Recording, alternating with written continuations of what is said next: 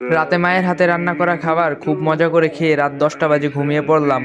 সকাল হয়ে গেল, ঘুম থেকে উঠলাম না। আরামে ঘুমাবো বলে মাও ডাকলো না। দুপুর হয়ে গেল, ঘুম থেকে উঠলাম না। এবার মা অনেক ডাকলো, উঠলাম না। মা চলে গেল, একটু পর আবার আসলো। এবার অনেক ডাকাডাকির পর আমি উঠলাম না।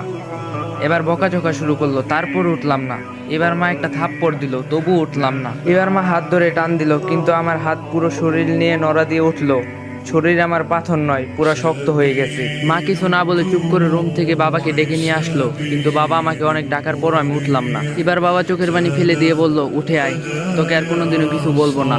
যেভাবে করে থাকতে চাস ওভাবেই থাকিস, তবু উঠে আয়, তোকে আজকে আমি ল্যাপটপ কিনে দেব। আমি অবাক হয়ে দেখছি বাবা এত করুণা করে আমাকে কোনোদিনও বলে নাই, অথচ আজ বলছে।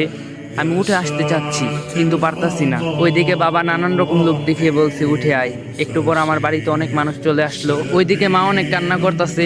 মাকে কেউ সান্ত্বনা দিচ্ছে, কেউ বাবাকে, কেউ ভাইকে, কেউ বোনকে নানান রকম কথা বলে বোঝাচ্ছে। একটু পর কয়েকজন এসে আমাকে খুব যত্ন করে বিছানা থেকে নামিয়ে লোহার শক্ত খাটিয়ায় শুয়ে দিল। আমি কাঁদতাছি আর বলতাছি, পেটে খুব ব্যথা লাগছে, নামাও এখান থেকে আমাকে।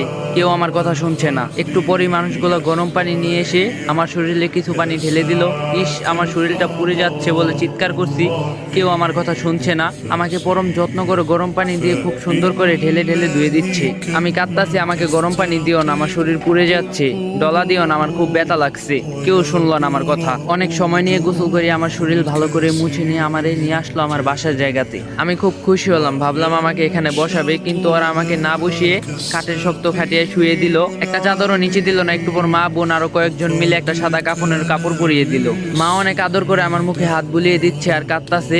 এত আদর আমাকে কোনোদিনও মা করেনি। আমি মাকে অনেক করে বললাম কান্না থামাতে, কিন্তু মা কান্না থামাচ্ছে না। আমি এত করে বলছি, মা কেঁদো না, মা কিছুতে আমার কথা শুনছে না। একটু পর কয়েকজন এসে আমার পা মাথাটা বেঁধে দিল। আমি এত করে বললাম আমার বাঁধনটা খুলে দাও, কেউ আমার কথা শুনলো না। মাকে সরিয়ে দিয়ে আমাকে নিয়ে যেতে লাগলো।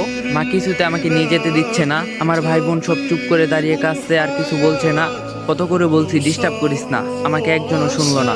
কেঁদে চলছে, একটু বেশি ঘুমালে বাবা বকা দিত, কিন্তু এখন চুপ করে দাঁড়িয়ে চোখের পানি মুছতাছে। আর একটা বকাও দিল না আমাকে। মাকে জোর করে সরিয়ে দিল কয়েকজন, আমাকে নিয়ে অনেক মানুষের সামনে শুয়ে দিল একটা ছায়া। তারপর জানাজা পড়ালো। আমার জানাজা শেষ নিয়ে গেল, আমাকে একটু দূরে একটা মাটির গর্তে রেখে আসলো। বাবা আর ভাই দুজনে মিলে মাটির গর্তে নেমে আমাকে কোলে করে তুলে নিয়ে মাটির গর্তে শুয়ে দিল। একটা বালিশ চাদর কিছুই দিল না, একটা লাইটও দিল না। আমার পা আর মাথার কাছের বাঁধনগুলো খুলে দিল। আমার উপর খুব তাড়াহুড়ো করে কিছু কাঁচা বাঁশ দিয়ে ঢেকে দিল।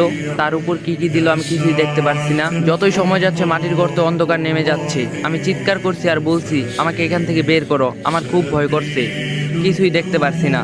একটু পরে আমার উপর মাটি চাপা দিয়ে সবাই চলে যাচ্ছে। আমি ডাকতাছি আর বলতাছি, আমাকে একা রেখে চলে যেও না। কেউ শুনলো না আমার কথা। স্বার্থপরের মতো সবাই চলে গেল।